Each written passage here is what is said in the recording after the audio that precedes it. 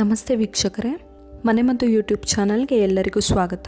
ಮೊದಲಿಗೆ ಈ ವಿಡಿಯೋ ನೋಡ್ತಾ ಇರೋ ನಿಮ್ಮೆಲ್ಲರಿಗೂ ಕೂಡ ತುಂಬ ಥ್ಯಾಂಕ್ಸ್. ಯಾಕಂತ ಹೇಳಿದರೆ ನೀವು ಈ ಥರ ವಿಡಿಯೋ ನೋಡಿ ಸಪೋರ್ಟ್ ಮಾಡ್ತಾ ಇರೋದ್ರಿಂದನೇ ನನ್ನ ಈ ಪ್ರಯತ್ನಕ್ಕೆ ಸಹಾಯ ಆಗ್ತಾ ಇರೋದು. ಇವತ್ತಿನ ಈ ವಿಡಿಯೋದಲ್ಲಿ ನಾನು ಒಂದು ಹರ್ಬಲ್ ಟೀ ಅಥವಾ ಒಂದು ನ್ಯಾಚುರಲ್ ಡ್ರಿಂಕ್ ಮಾಡೋದು ಹೇಗೆ ಅಂತ ಹೇಳ್ತೀನಿ. ಅದರ ಜೊತೆಗೆ ಅದರಿಂದ ಆಗುವಂತಹ ಹೆಲ್ತ್ ಬೆನಿಫಿಟ್ಸ್ಗಳೇನು ನಮಗೆ ಅನ್ನೋದನ್ನು ಕೂಡ ಹೇಳ್ತೀನಿ. ಯಾವುದು ಆ ನ್ಯಾಚುರಲ್ ಡ್ರಿಂಕ್, ಹಾಗೆ ಅದರ ಬೆನಿಫಿಟ್ಸ್ಗಳೇನು ನಮ್ಮ ದೇಹಕ್ಕೆ, ಇದೆಲ್ಲದನ್ನು ತಿಳ್ಕೊಬೇಕಂತ ಹೇಳಿದರೆ ಈ ವಿಡಿಯೋನ ಪೂರ್ತಿ ನೋಡಿ. ಹಾಗೆ ನೀವು ಯಾರಾದರೂ ಇನ್ನು ನನ್ನ ಚಾನಲ್ನ ಸಬ್ಸ್ಕ್ರೈಬ್ ಮಾಡಿಲ್ಲ ಆದರೆ ಪ್ಲೀಸ್ ಸಬ್ಸ್ಕ್ರೈಬ್ ಮಾಡಿ, ಹಾಗೆ ಪಕ್ಕದಲ್ಲಿರುವ ಬೆಲ್ ಐಕಾನ್ನ ಕ್ಲಿಕ್ ಮಾಡಿ. ನಮ್ಮಲ್ಲಿ ತುಂಬ ಜನರಿಗೆ ಕಾಫಿ ಅಥವಾ ಟೀ ಕುಡಿಯೋ ಅಭ್ಯಾಸ ಇರುತ್ತೆ ಪ್ರತಿದಿನ.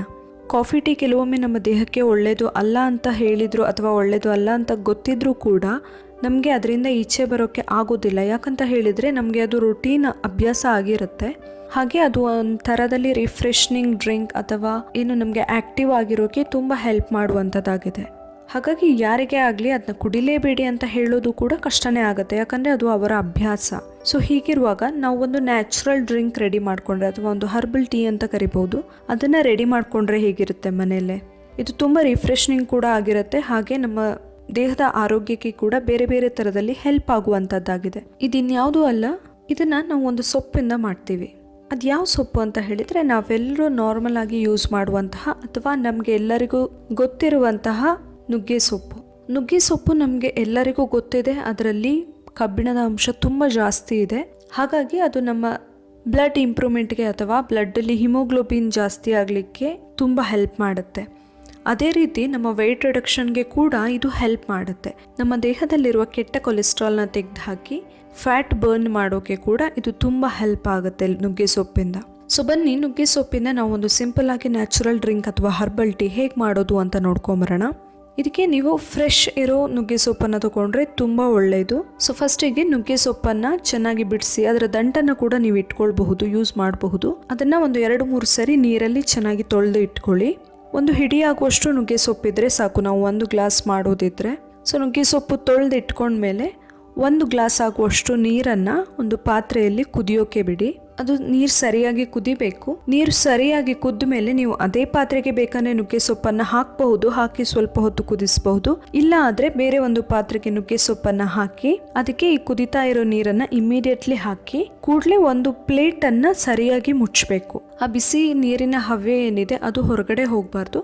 ಸೊ ಅದನ್ನು ಸರಿಯಾಗಿ ಮುಚ್ಚಿ ಆ ಪಾತ್ರೆನ ಒಂದು 10 ನಿಮಿಷ ಕಾಲ ಬಿಡಬೇಕು. ನೀವು 10 ನಿಮಿಷಗಳ ಕಾಲ ಬಿಟ್ಟರೆ ಆ ನೀರಿನ ಬಿಸಿಗೆ ನುಗ್ಗೆ ಸೊಪ್ಪು ನಿಧಾನವಾಗಿ ಅದರಲ್ಲಿರೋ ಸತ್ವ ಎಲ್ಲ ಬಿಟ್ಟುಕೊಳ್ಳುತ್ತೆ. ಸೊ ಒಂದು 10 ನಿಮಿಷದಷ್ಟು ವೆಯ್ಟ್ ಮಾಡಿದ ಮೇಲೆ ನೀವು ತೆಗೆದು ನೋಡಿದ್ರೆ ಅದರಲ್ಲಿ ನೀವು ನುಗ್ಗೆ ಸೊಪ್ಪು ಕಲರ್ ಕೂಡ ಚೇಂಜ್ ಆಗಿರುತ್ತೆ, ಹಾಗೆ ನೀರಿನ ಕಲರ್ ಕೂಡ ಸ್ವಲ್ಪ ಚೇಂಜ್ ಆಗಿರುತ್ತೆ. ಸೊ ಇಷ್ಟ ಆದ್ಮೇಲೆ ಅದನ್ನ ಒಂದು ಲೋಟಕ್ಕೆ ಸೋಸ್ಕೊಳ್ಳಿ, ಒಂದು ಗ್ಲಾಸ್ಗೆ ಸೋಸ್ಕೊಂಡು ನೀವು ಅದನ್ನ ಹಾಗೆ ಬೇಕಂದ್ರೆ ಕುಡಿಬಹುದು. ತುಂಬಾ ಟೇಸ್ಟಿ ಆಗಿರುತ್ತೆ. ಗ್ರೀನ್ ಟೀ ಎಲ್ಲ ಕುಡಿಯೋ ಅಭ್ಯಾಸ ಇರೋರಿಗೆ ಖಂಡಿತವಾಗ್ಲೂ ಇದು ತುಂಬಾ ಇಷ್ಟ ಆಗಬಹುದು.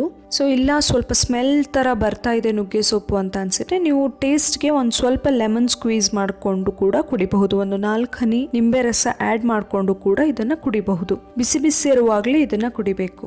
ಕೆಲವೊಬ್ಬರಿಗೆ ನುಗ್ಗೆ ಸೊಪ್ಪು ಹಸಿ ಸ್ಮೆಲ್ ಇಷ್ಟ ಆಗಲ್ಲ.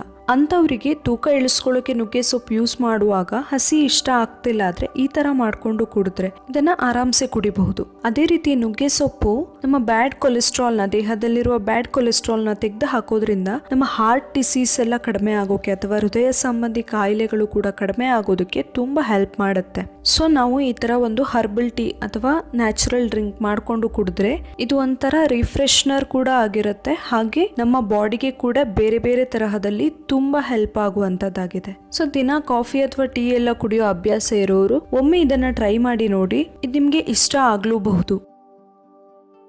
ನೋಡಿದ್ರಲ್ಲ, ನಾವೊಂದು ಈಸಿಯಾಗಿ ಹೇಗೆ ಮನೆಯಲ್ಲಿ ಹರ್ಬಲ್ ಟೀ ಅಥವಾ ನ್ಯಾಚುರಲ್ ಡ್ರಿಂಕ್ ನುಗ್ಗೆ ಸೊಪ್ಪಿನ ರೆಡಿ ಮಾಡ್ಕೊಳ್ಳೋದು ಅಂತ ಹೇಳಿ. ಈ ವಿಡಿಯೋ ನಿಮಗೆ ಇಷ್ಟ ಆಗಿದ್ರೆ ನೀವಿನ್ನೂ ನನ್ನ ಚಾನಲ್ನ ಸಬ್ಸ್ಕ್ರೈಬ್ ಮಾಡಿಲ್ಲ ಆದರೆ ಪ್ಲೀಸ್ ಸಬ್ಸ್ಕ್ರೈಬ್ ಮಾಡಿ, ಲೈಕ್ ಮಾಡಿ, ಶೇರ್ ಮಾಡಿ, ಹಾಗೆ ಸಪೋರ್ಟ್ ಮಾಡಿ. Thank you.